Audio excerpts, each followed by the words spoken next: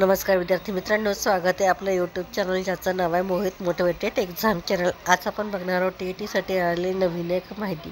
ती माहिती कोणती आहे, चला तर मग सुरुवात करूया व्हिडिओला। अपडेट अशी आहे, TETसाठी 4,75,000 अर्ज, विक्रमी प्रतिसाद। 23 नोव्हेंबरला परीक्षा, विद्यमान शिक्षकांसह 22 शिक्षक देणार परीक्षा। सर्वोच्च न्यायालयाने नुकत्याच दिलेल्या निर्णयानुसार इयत्ता 1ली ते 8वीच्या वर्गांना शिकविणाऱ्या शिक्षकांना सेवेत कायम राहण्यासाठी तसेच पदोन्नतीसाठी TET उत्तीर्ण होणे आवश्यक आहे। शिक्षक पात्रता परीक्षा उत्तीर्ण करणे आता सेवेत कार्यरत असलेल्या शिक्षकांनाही अनिवार्य ठरल्यामुळे यंदाच्या परीक्षेसाठी उमेदवारांच्या संख्येत विक्रमी वाढ झाली आहे। राज्य परीक्षा परिषदेतर्फे 23 नोव्हेंबर रोजी होणाऱ्या TET परीक्षेसाठी तब्बल 4,75,000 अर्ज दाखल झाले आहेत, जो आतापर्यंतचा सर्वाधिक उच्चांक आहे। या निकालामुळे भावी शिक्षकांसोबतच अनेक विद्यमान शिक्षकांनी आपले पद टिकवून ठेवण्यासाठी पदासारखे बढतीसाठी ही परीक्षा देणे बंधनकारक झाले आहे। TET सर्व शाळांना लागू। महाराष्ट्र राज्य परीक्षा परिषदेने TETसाठी शिक्षक पात्रता परीक्षा यंदा विक्रमी 4,75,000 उमेदवारांनी नोंदणी केली आहे।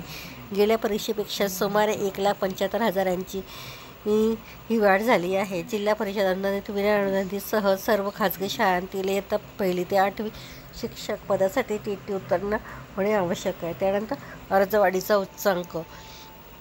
राष्ट्रीय पात्रता परीक्षेसाठी म्हणजे TET यंदा 4,75,000 उमेदवारांनी नोंदणी केली आहे। गेल्या वर्षीच्या 3,58,000 तुलनेत यंदा थेट 1,17,000 अधिक अर्ज आले आहेत। सर्वोच्च न्यायालयाच्या निर्णयामुळे जिल्हा परिषद शाळांसह सर्व खाजगी शाळांना TET अनिवार्य झाल्याने विक्रमी वाढ झालेली आहे।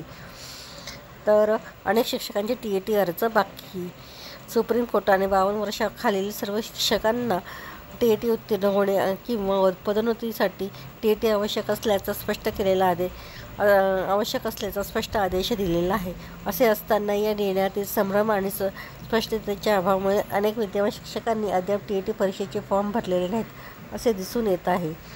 TET परीक्षा होणार असून विद्यमान शिक्षकही परीक्षा देणार आहेत, मात्र परीक्षेने मागील 8 ते 9 वर्षाच्या उत्तीर्णतेचा कमी प्रमाणात विचार करून पेपरची काठीण्य पातळी कमी करावी, तसेच CET प्रमाणे वर्षातून 2 वेळा TET परीक्षा घेऊन भावी विद्यमान शिक्षकांना उत्तीर्ण होण्याची अधिक संधी द्यावी, असं मत प्रशांत शिरगोर, राज्य उपाध्यक्ष DED BED विद्यार्थी यांनी असं म्हटलं आहे।